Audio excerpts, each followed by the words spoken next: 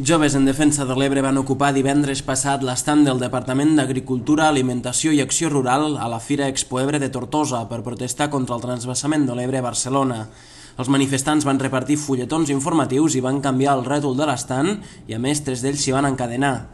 Els joves, fortament vigilats per un important desplegament policial, van ocupar pacíficament l'estand del DAR sense que es produïssin incidents. Segons la portaveu de Joves en Defensa de l'Ebre, Joana Estupinyà, la protesta s'ha centrat en aquest estand perquè és l'únic punt on el govern ha fet presència a la fira i des d'on s'informava als visitants de les bondats de la interconnexió de xarxes.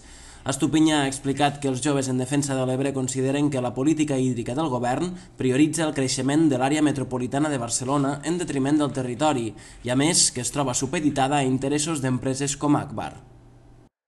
Pensem que realment el que estan fent és especulant. Qui està detrás de tot això considerem que és Agbar, que és qui està movent els fils i qui necessita l'aigua per a vendre, per als seus camps de golf, per a les pistes d'esquí, per a les urbanitzacions i per a seguir en una política i en un model territorial totalment centralista i basat en el que seria el turisme i fer més gran una capital mentre el resto de territoris ens convertim simplement en productors d'energia.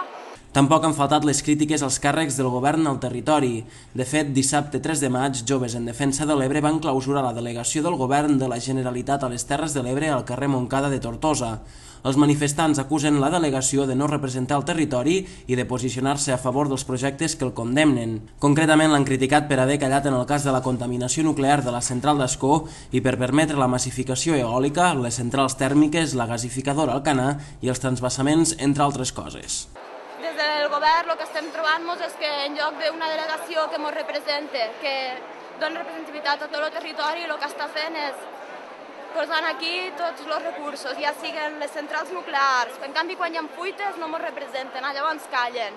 Tenim també les tèrmiques, la massificació eòlica, la gasificadora. Ens trobem en què no s'ha estat representant per a res, sinó que s'està venent el territori i s'està utilitzant per a un model que no defensem. Els manifestants defensen que, com que ha hagut de ser la gent de les Terres de l'Ebre qui s'organitza per defensar el territori, no es necessita cap sucursal per a sentir de més a prop allò que decideix la Generalitat i han qualificat la delegació de despesa innecessària.